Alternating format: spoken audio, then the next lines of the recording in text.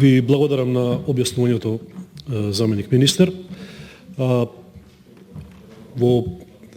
почетокот би сакал да искажам моето задоволство што се сложуваме дека Тетово, исто како што и другите градови во Република Македонија, заслужуваат јавен превоз.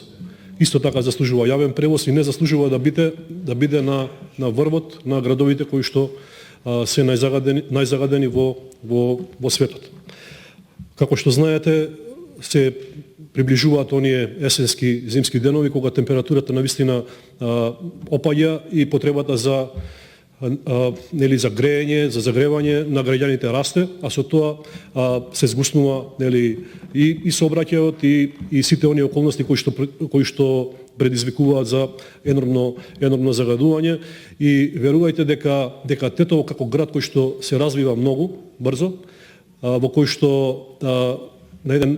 во последен период се повеќе на луѓе доаѓаат и живеат постојано во градот, представува студентски град со 2 факултети, има навистина потреба од воведување на јавен превоз. Она што можам да го кажам е дека општина Тетово во последниот мандат на заедничка иницијатива и на опозицијата и на позицијата донесе одлука за формирање на јавно предпријатие, со што како општина ги исполнува сите услови за да може да функционира едно предпријатие од јавен карактер во градот, со кој што ќе може да се намали хаосот во сообраќајот, да се воспостави посебен режим на сообраќајот во Тетово, а со тој да се намали секако и загадувањето.